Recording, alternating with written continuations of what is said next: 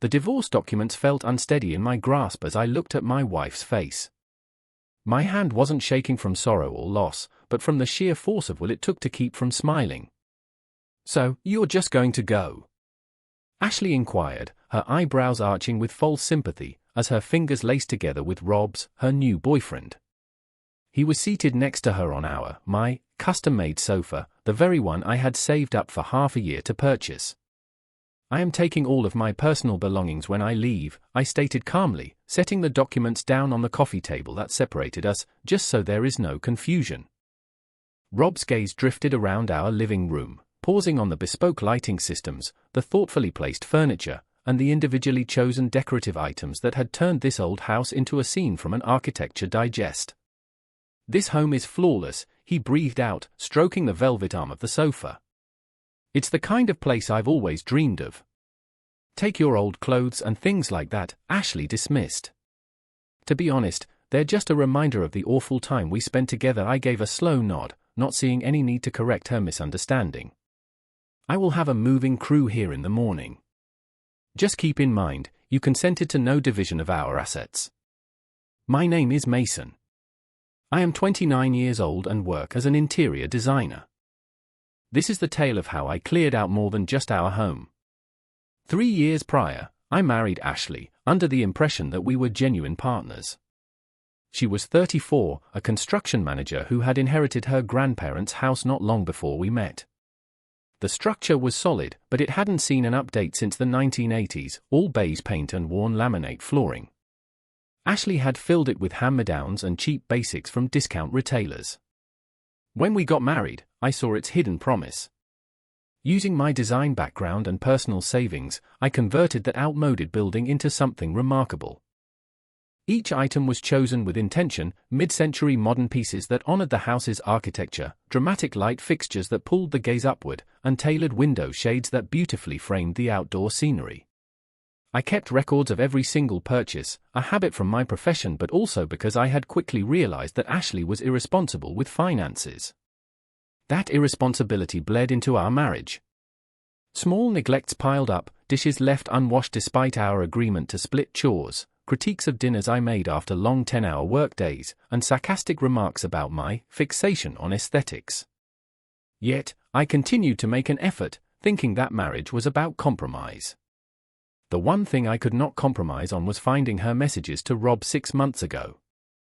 He was a 25-year-old temp at her company with a social media presence filled with photos of high-end home interiors he could never afford. Their exchanges revealed what attracted him to my wife, entry into the stunning home he wrongly believed she had designed. "Ashley has such incredible taste," he had messaged a friend.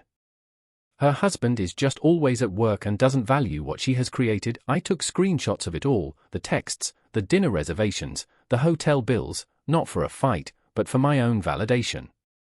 I had to be absolutely sure before I made my decision. When I finally reached out to Rob directly and proposed a meeting to sort things out, he seemed more thrilled than guilty.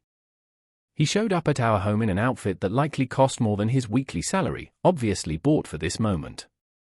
"I need you to understand," he said right away, leaning in with a well-rehearsed air of compassion. "I did not want to cause you any pain, but when two individuals have a connection like Ashley and I do, let's just finish this," I cut in, pushing the divorce documents toward them.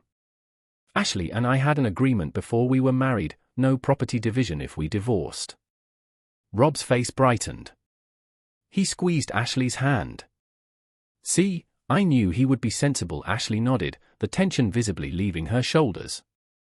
Mason, has always been a practical man. It's one of his better traits. The slip of the tongue was no shock. She'd been getting my name wrong for the last few months. "Let me give you a tour," Rob announced suddenly, getting to his feet. "I've got so many plans for this house." I watched quietly as he moved through the rooms I had so painstakingly arranged, dragging his fingers across surfaces, mentally erasing my existence. "These lights are incredible. And this dining table, is it custom made?" "It is," I replied. "Everything you see was chosen specifically to enhance this house." "Perfect," he exhaled. "I wouldn't alter a single thing." "You won't need to," Ashley reassured him. Mason is just getting his clothes and personal effects, isn't that right? I nodded one more time, not feeling the need to explain further. The movers will be here at 9 tomorrow morning. I spent that night in the guest room, overhearing their soft laughter and whispers from what used to be my bedroom. I didn't get any sleep. I was busy reviewing my inventory spreadsheets a final time, ensuring not one item was missed. The mover showed up right at 9 a.m. the following day with 2 large trucks and a crew of 6. I had contracted the top firm in the area, a company I frequently worked with for my clients. "Good morning, Mr. Turner," the lead mover greeted me. "We have the detailed list you sent over. Looks like a big job today, yes." Ashley and Rob came out of the bedroom in their robes, visibly irritated by the noise. "Why do you need 2 trucks?" Rob demanded, scowling as the crew started to meticulously pack up the artwork in the living room. "How many outfits do you own?" I didn't reply, simply passing my tablet with the full inventory to the foreman.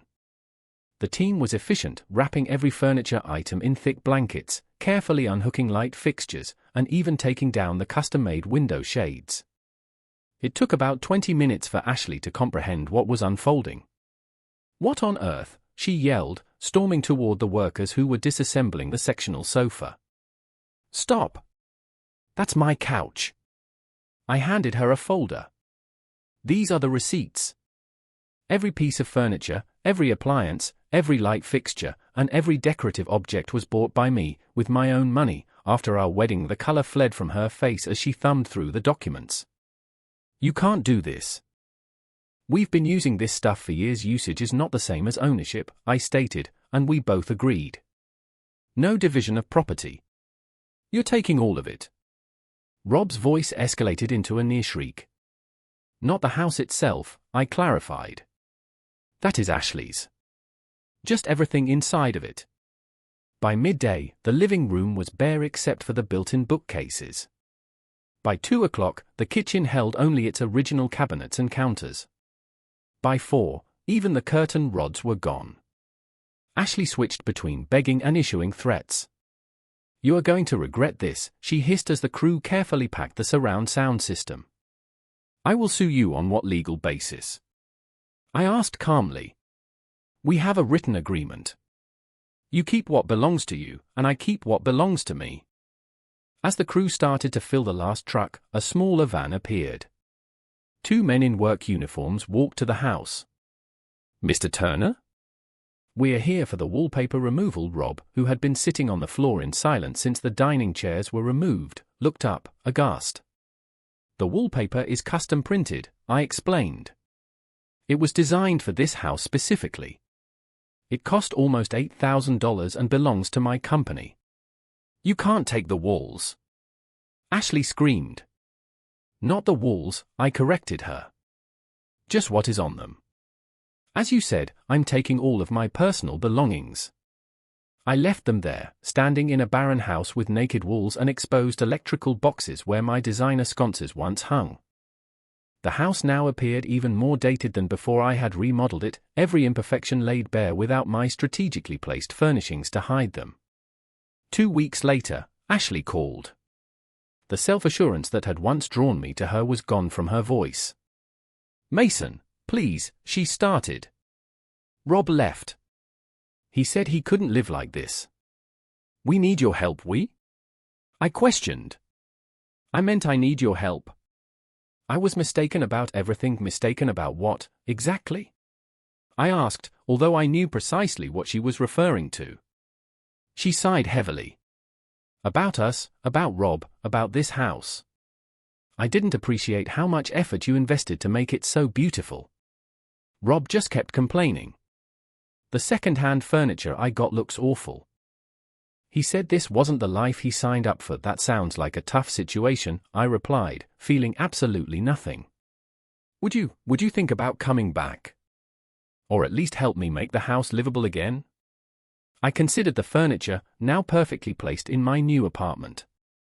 I had already sold off most of it, as it held too many memories. The money had paid for a total remodel of my new home, with items that were a better reflection of the person I am now. "I'm sorry, but that isn't possible," I said. But I wish you the best of luck with your redecorating. I ended the call before she could say another word and then blocked her number. The divorce had been legally settled a week before, bringing our marriage to an official close. Some spaces, once they have been emptied, are best left that way.